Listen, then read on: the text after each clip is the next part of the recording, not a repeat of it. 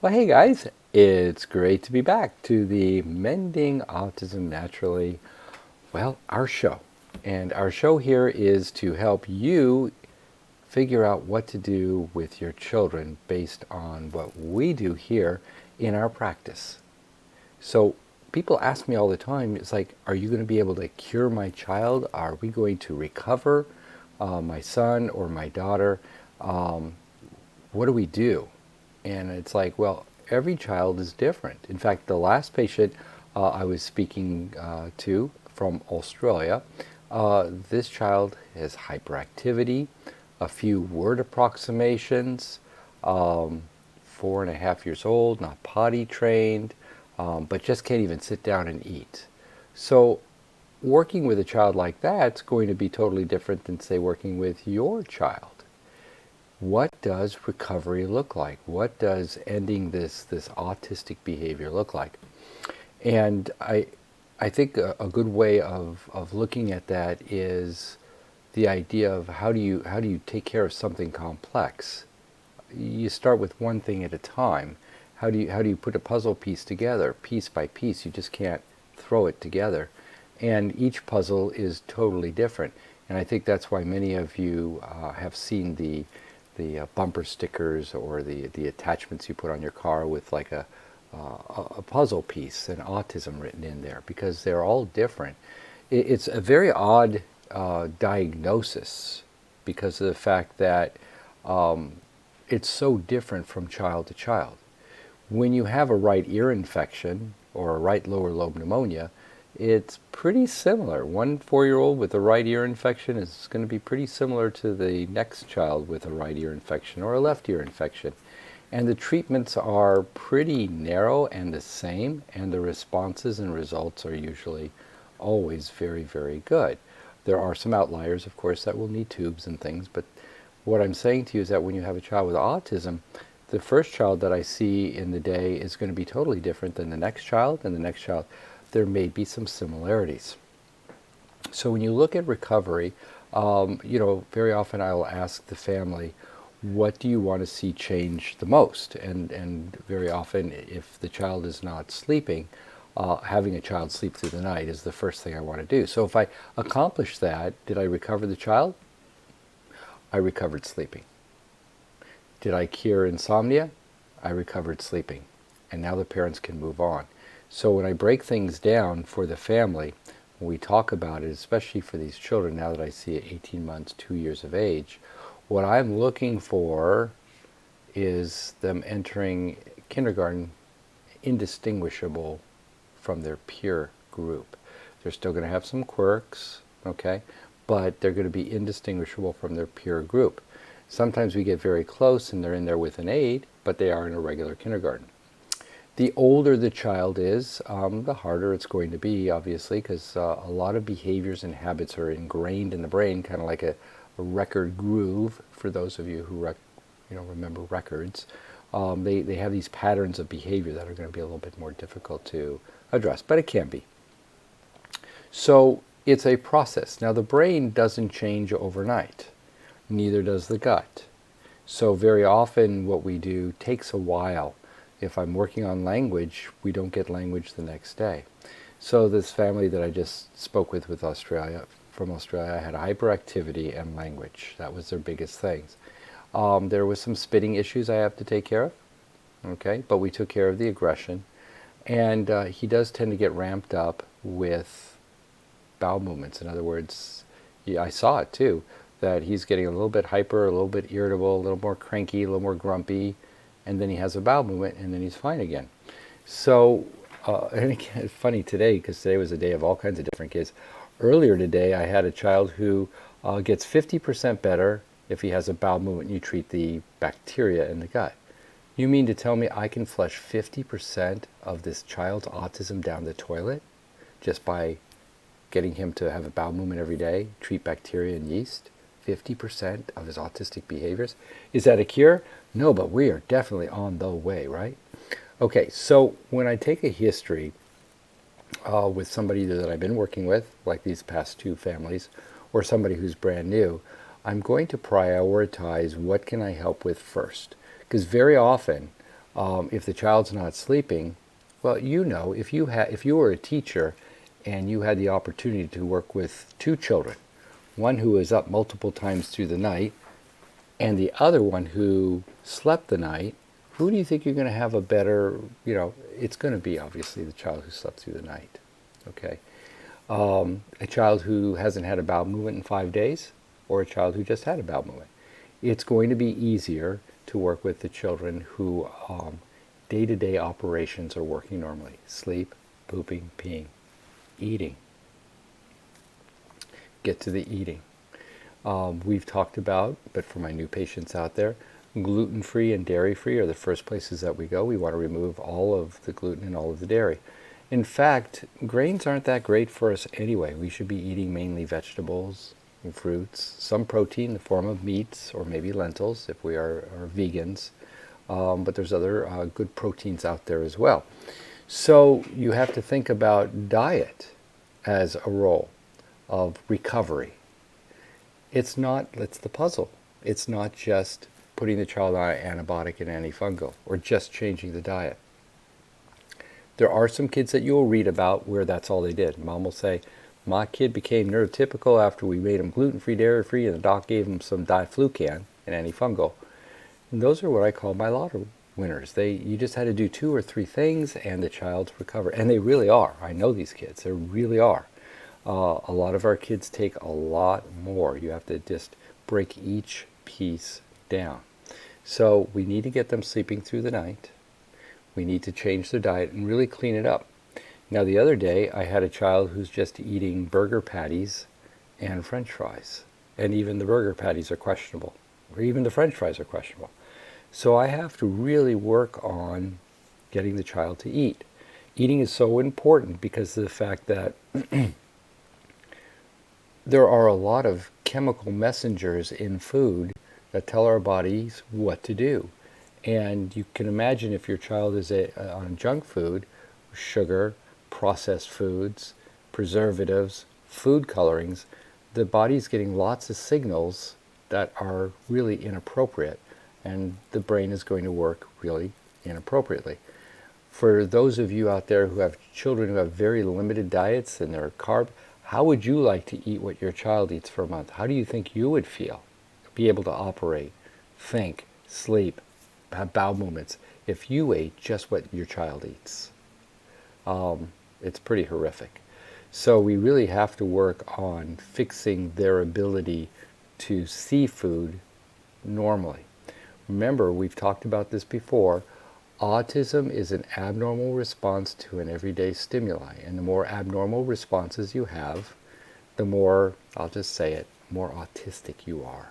The more normal responses you have to everyday stimuli, a dog barking, a fire alarm, or seeing green vegetables, a normal stimuli is we eat some. Now some kids like green beans, some kids don't like broccoli, but some kids will eat cauliflower, some kids won't eat either, but they'll eat kale, go figure that. But these kids will eat different things. When you have a child who looks at all food, visual stimuli, as something to loathe and just wants to eat, junk food, we have a problem, obviously. Again, how would you feel if you just ate what that child ate 24 hours a day, 7 days a week, month after month? And many of these kids, when they come see me, have been on these same diets for a year or two. And my son at one point was only eating chocolate chip cookies, French fries, Fruit Loops, a gallon of milk, and bacon. That's all he would eat. Okay? If I ate just what he ate at every meal, I would be pretty miserable. So how we look at food, how we sleep at night, how do we respond to the cues of our gut telling it's time to have a bowel movement? How do we respond to the cues of our gut saying I'm hungry or I'm thirsty? I've had kids who have no thirst drive.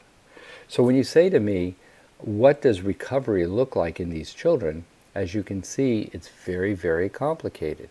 We haven't even talked about the child who keeps getting ear infections or sinus infections or both and is on an antibiotic after an antibiotic after an antibiotic, and what that does to the bacteria of the gut. Well, if we wipe out the bacteria of the gut, then we obviously have to replenish it with good, healthy probiotics. What's really hard for you listening, if you don't have a physician, how are you going to pick out which probiotic is right for your kid? Okay, how do you know? I mean, everybody out there is saying ours is the best, ours is certified this or that, this is what we use for autism, and it may be just the absolute opposite or the worst thing that you can give to your kid, because it might be a very good probiotic, just not the right probiotic for your son or daughter. Okay, so recovery takes a lot of tweaking. In other words, even with the things that I do, I tell the families I have to do a lot of tweaking. I come in with a low dose and move it up. What are we looking for? Well, we're looking for eye contact, social reciprocity, where they're actually give and take. They're interested in you. They want to show you what they've done. Again, of course, it depends on their age group and all.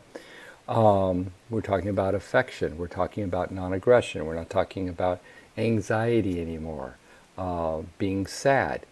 The last little boy who had what's called a proloquo, a way to communicate, when the teacher says, "How do you feel?" he just keeps pushing the button, "I'm sad, I'm sad." So what's going on with those neurotransmitters?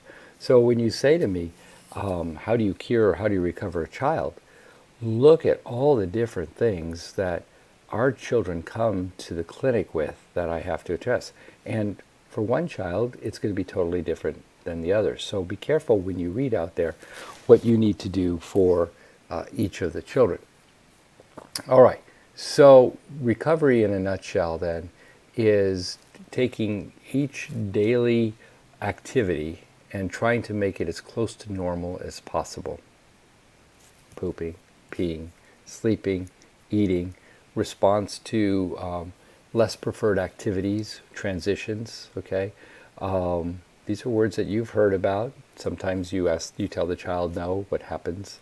You change a child from a preferred activity, the iPad, iPhone, to a less preferred activity, taking the child from the house to the car, from the car to Walmart, back to the car, picking up another sibling at school. These are all potential disasters for some kids, maybe not yours, but for other kids, it's horrific. It's horrific. So recovery looks like, in my book, making each activity of daily living, bathing, shampooing, brushing teeth, I mean, the list goes on and on, right? Normal. Oh yeah, my kid brushes his teeth fine. My kid doesn't mind when I shampoo his hair anymore or trim their nails. In fact, they're sitting in the barber's chair and getting a haircut without screaming. He doesn't like it, but he's doing it. These kids are actually morphing, turning into a more and more neurotypical kid. So by the time they get to kindergarten, they're doing great. What about the older kids? I mean, gosh, Doc, I wish we started this when he was 2, but my child's 12 or 14 or 17. I have kids who come to me when they're kids, 23, young men, young women, for the first time. What can we do with them? Same thing. What is your problem list? What's the number one thing that needs to be fixed in your child? Obviously, a 23-year-old who's hitting, that's like rises right to the top, okay? A child who's not sleeping, okay? So I, again, take that history, and then as a team between the parents and myself and the child, as they can cooperate or be a part of it, we figure out what we need to do. Some of my kids are very, very verbal, and they can tell you that you need to stop my obsessive compulsive behaviors. You need to stop them. That can be very challenging. You need to stop my anxiety. Less challenging. So we can find out sometimes from the kids, the older kids, what's really keeping them from being all that they can be in our society with their friends, in their living accommodations. So that is how a child recovers, piece by piece. Not just take this special super scoop of vitamin or mineral or take my omega oils or whatever. Not that these are bad things, but you have to address each issue. And as a clinical physician, I tell my parents I'm interested clinically in seeing an improvement. If I give your child melatonin for sleep, are they sleeping, yes or no? Clinically, the parents say, my child's sleeping through the night, or he's only getting up once a night. I go in there, or he comes in my room and he sleeps the rest of the night. We are so happy. Well, the child's now sleeping, okay? Clinically, we've improved. Did I have to do lab work? No. Okay. So that's, again, how we have to look at these kids and try to recover them. All right, so Let's answer some questions that are live, because that's what this show is all about. Live questions, and then I've got a ton of ones that have been emailed me. But live questions come first. Okay, so two questions on FMT. And for those of you in the know, you know what FMT is. For those of you who haven't a clue, it's fecal material transplant, a poop transplant. And I'm asked this almost everywhere I go. This has been around since about 400 AD. It was first practiced in China. The process of taking someone else's stool and inserting it into another individual. So a stool transplant, going from person A into person B. Why would you even think about doing something like that? That's like gross. Okay? They even have pills that you can swallow. I mean, I'm eating poop. Some places, some centers around the world send you home with a vial that you drink. I'm drinking poop. Just the thought of it, I'm going to gag. I'm going to throw up. Why would you even think about doing that? Well, it seems that the bacteria in our guts tell us a lot about how to respond to our environment, how to connect with our world, immunologically, behaviorally. Okay? For those of you who have been on antibiotics, your kids who've been on antibiotics who are very obsessive compulsive, and I put them on an antibiotic, that PANDAS or PANS thing, and the child's behaviors improved dramatically. Why? Because those bacteria were influencing the child's behavior. Wrong bacteria giving behaviors that are what we call autistic. So the question then is, well, how much of your child's autism might be due to the wrong bacteria in there? Where's the bacteria? It's in the poop, right? So what they do is they put you on a combination of different antibiotics to help sterilize the bowels. They flush you out as if you were going to have endoscopy, and that's like a lot of Miralax or whatever the transplant doctor thinks is best for your child to move the stools out. So they're clean as a whistle. From the mouth to the anus, there's nothing really growing in there. Then they have children or adults whose stools have been cleared from the laboratory, as far as clear from pathogens, from bacteria, from sexually transmitted disease stuff or whatever. I mean, it's uber clean in healthy individuals, and they infuse that up into the colon. They can do that through an enema, or as I mentioned earlier, they can do that through a pill that you swallow. Those are the two commonest ways, if you let me use that word, commonest. And the idea is that that new bacteria will start making babies and repopulate your gut with healthy bacteria. So it says here that the studies from Arizona State University, 18 children, have gotten much better with this, and it's very, very true. In fact, if your issue is bacteria in your stool and it's the wrong ones, then obviously correcting it will be great. If that's not your issue, this won't work. Well, how do you know? You don't. The problem with this currently here in the United States is that the FDA says you cannot do this procedure unless you are a gastroenterologist or a pediatric infectious disease specialist. And therefore, I can't even buy poop in a pill, for example, from a supplier and give it to my patients. They will not give that to me. They will not do that for me. And I could lose my license, by the way, too, so I don't. I like my medical license, and I want to keep it as long as I can. So we don't do anything illegal. So you have to go to a facility, and currently right now, the only way that you can get approved for this is if you have detectable Clostridia organisms growing in the stool that don't respond or grow right back after you take an antibiotic. Fancy word there is refractory. They keep coming back. So the only guideline right now that the FDA says you can use this if you have a patient And they added something else, though I've heard some people get around it, 18 and older, and demonstrable laboratory-wise Clostridia that does not go away with antibiotics. Then you can do the procedure.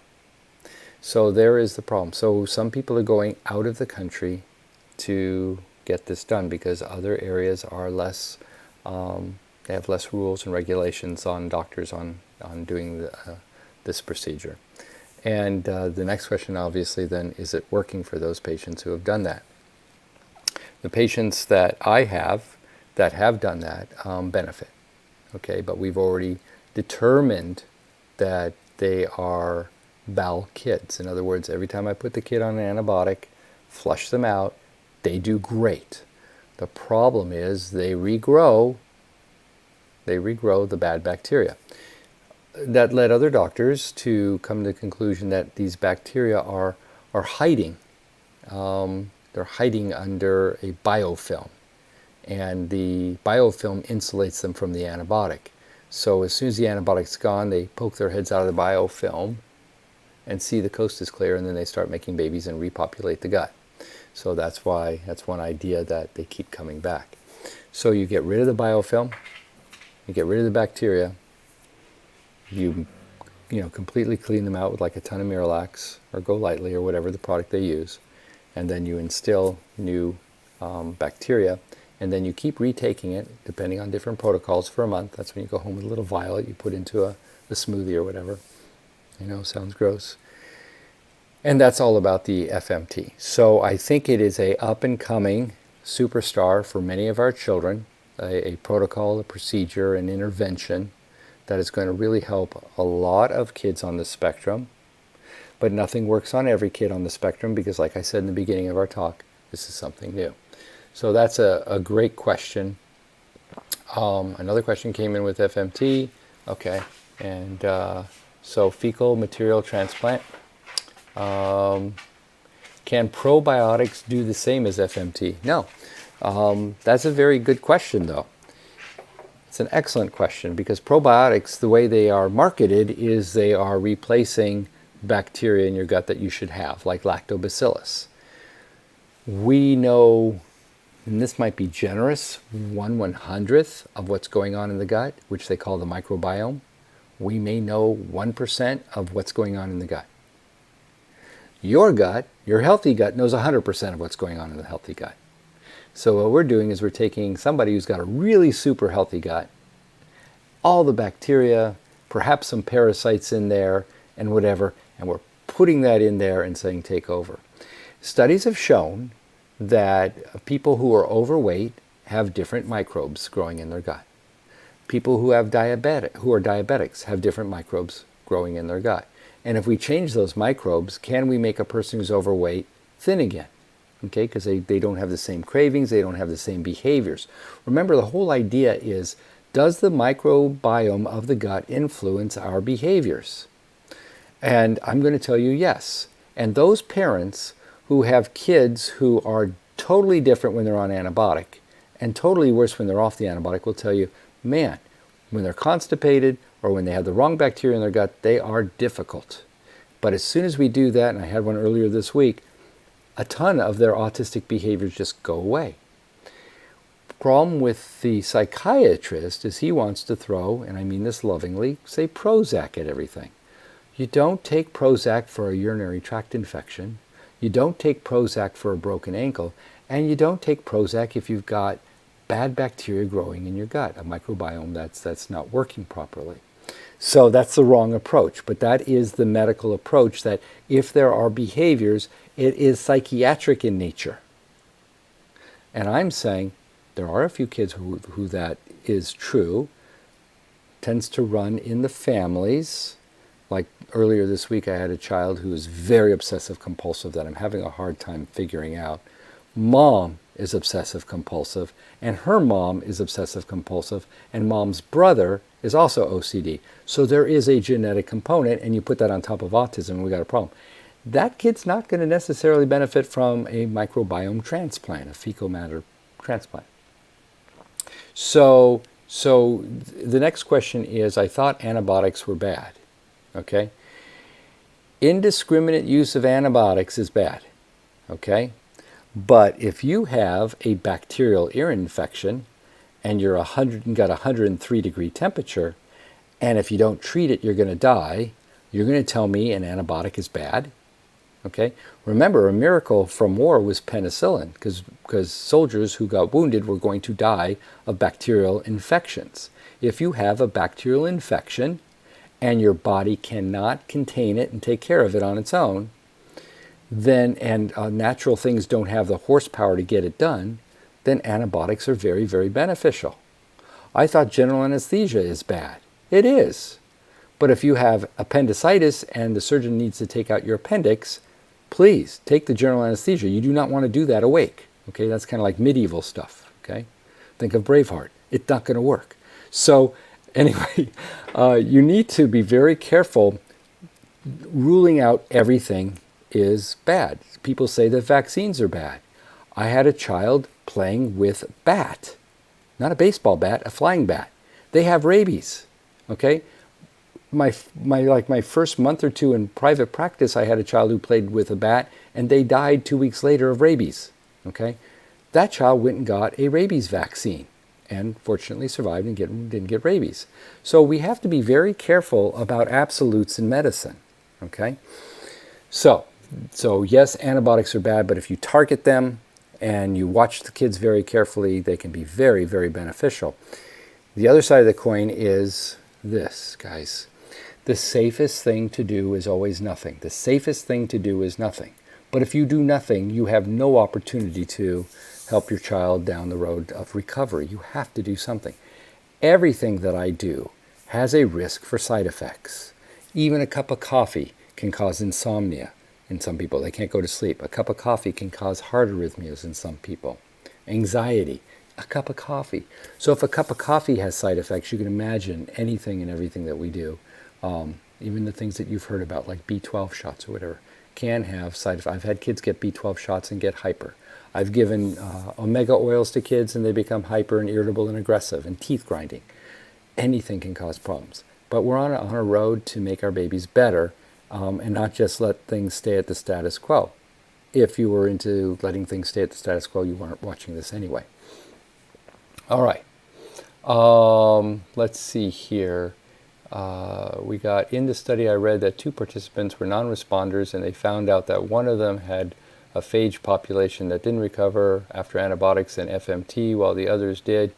Could it be that everybody should not take antibiotics before FMT, or would the FMT not work? Look, you're looking at studies with 18 people. And that's why they always say more studies have to be done. We don't know. We have no idea. When you look at how our kids are studied, there's almost zero research being done. If you go to the major medical universities and you look at the number of therapeutic interventions being formulated and figured out and studied from UCLA or USC or Loma Linda or UC San Diego or over here in Florida or Syracuse, New York, what are you going to see? Nothing. Because into the medical community, this doesn't exist. Autism is a fabrication. The only reason we have more autism is because it's parents want the diagnosis so they can get the freebies, or doctors are better at diagnosing it now than they were 20 years ago. Well, I was here 20 years ago. It was easy to diagnose then too, okay? So right now, there's nothing being done. If you look at my pediatric journals that are coming out, the pediatric literature that I'm exposed to every month, nothing on autism. Oh, except there was one article I read last month in December that said that some autistics are a real elopement risk and we have to do better at watching them. Wow, thanks guys. So I'm going to present to my families that data so that they're going to be more careful, more vigilant in watching their children. My son was an elopement risk. Man, that kid we'd have multiple doors on the lock, but I had 4 boys. We had 4 boys and doors would open and close all the time. And that kid would hear when that door wasn't closed properly, when that slide lock wasn't, and he was out like that. Okay, so these guys know exactly how to get out. They get out at school and stuff like that. So that was the biggest data in the past quarter last quarter was these kids are an elopement risk. Thank you very much. That really helps most of my moms and dads a lot. So when you read things on the internet and it says this cures such and such, or this works in the neurotransmitter of the brain and does this, you guys have to ask the question, I wonder how they know that. Did they do parallel spinal taps in those kids before and after? This increases this neurotransmitter that causes calmness. That sounds great. How do you know? What studies have you done? I don't need a double-blind controlled study with a placebo and crossover on 200 kids, but give me something to support what you're saying is true or not. But you'll see a lot of things out there that claim lots of stuff and there's no data behind it. Very frustrating for me. I keep waiting for a ton of literature to come out, and I think it's coming, okay? There's been a lot of money been released by our current administration for the study of the causes of autism and the treatment of autism. And wherever there's money, these hounds will suck it up and hopefully come out with some good studies that will help you and me figure out what's going on. Is this measles in the lymph nodes? Are these phages? Are these bacterial issues? But until that happens, we're kind of stuck too. Okay. All right, I think I answered everybody's question online. Let me scan up and make sure that I haven't missed anything. All right. Happy New Year. Yep. Okay, so I've answered everybody's live questions. We've got a few more minutes. Let's go through a couple more. Here, this is from Shelley. Hi, Shelley. My son was diagnosed with speech apraxia by a speech pathologist. He did have a few words until 18 months. Then autism happened. Now he is 10, and he has a word here or there, mostly whispers. I remember when my son would whisper. What do I need to help him with his speech? Hard to say, because I don't know what you've done. Like, are you gluten-free, dairy-free? Is the child sleeping through the night? Are we having regular bowel movements? Are we on a low sugar diet? Are we eating adequate protein? What supplements have we done? So I have a whole talk on speech and language in my Facebook page. There's a ton of different video blogs that you can look at. And I want you to go there and look at the one that's speech and language and then email me back, oh yeah, I've done this, and this, and we've done all that. And doc, we've done the B12 shots and the DMG and the carnitine. We've even done vitamin A and bothanicol and still no language. Well, let me know, okay? But for right now, I would say let's go there and start checking off. This stuff works. And by the way, I think the oldest kid we got speaking was 24 years old, okay, who had no language, and we were able to do the right stuff, and we got language out of him. So 7, my son didn't start speaking, and my wife can correct me, but I don't think until 8, okay? And now you can't shut him up. So another problem, right? So anyway, you've just got to be diligent, and the speech center we have our frontal lobes here that come up with our thoughts and our ideas, and they go to the speech center, usually on the left side, which turns it into diaphragmatic movements, laryngeal movements, lip and tongue movements. And then, of course, we are on the fly modulating how loud we are speaking, if we are enunciating properly, or if we're kind of talking like we have deaf. Those are all things that the brain does instantaneously. We don't even have to think about it. So language is really a very exciting area to work with. It can be very frustrating too, because sometimes the language motors are burnt out. And then we have to work on the typing motors and see if we can get them to communicate with typing. So there are kids who cannot speak, but boy, can they type. All right. And you guys probably see my dog in the background. He's kind of grown a little bit since you saw him last, right? Okay. Let's see. Do we have anything more here? Do you have appointments available from Ms. Crawford? Yes, we do. Just email David at drjerryk.com. And he'll tell you, he'll send you a packet, and you can talk to him on the phone and find out about what we do, where we're at, how do we do it, and we can get you guys plugged in. That's not a problem. All right, next question. Somebody who lives in Long Island, New York, 4-year-old child on the spectrum.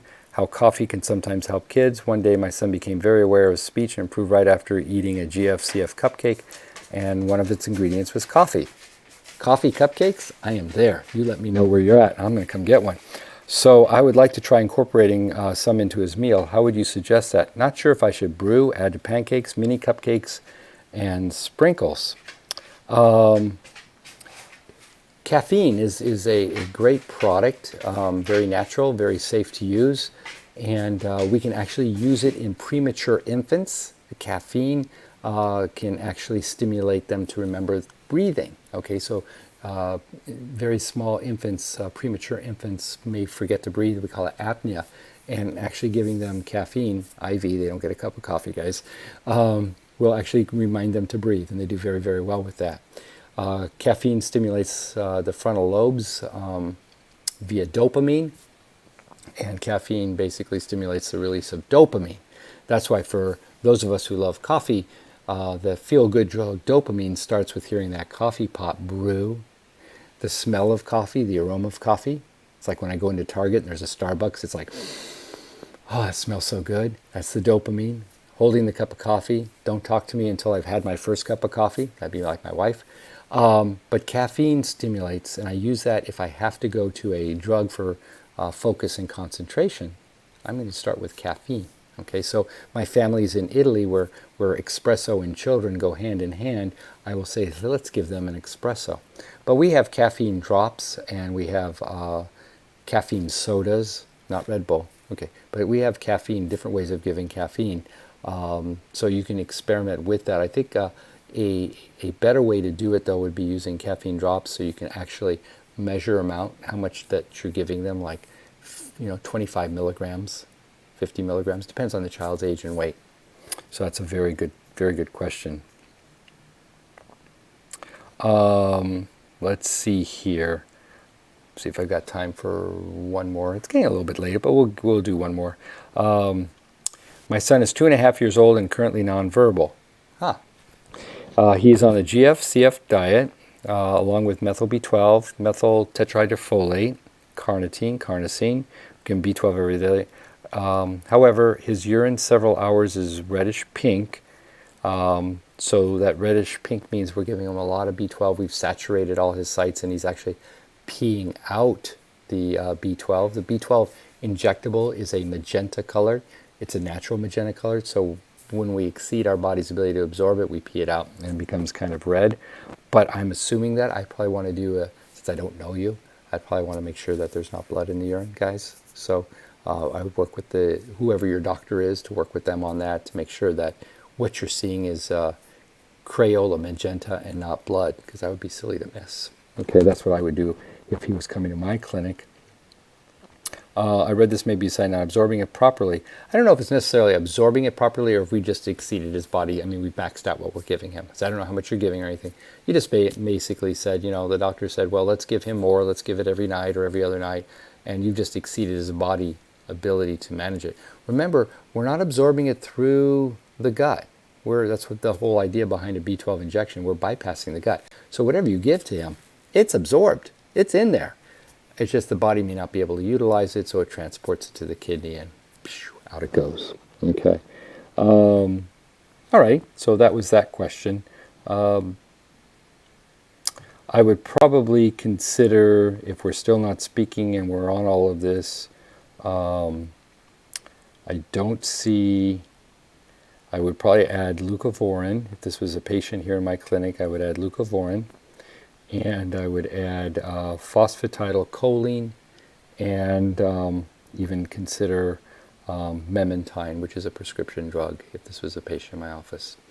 So would you believe that's been 40 minutes already? And I'm just getting started. This was so cool. I missed you guys. I love being here and doing this.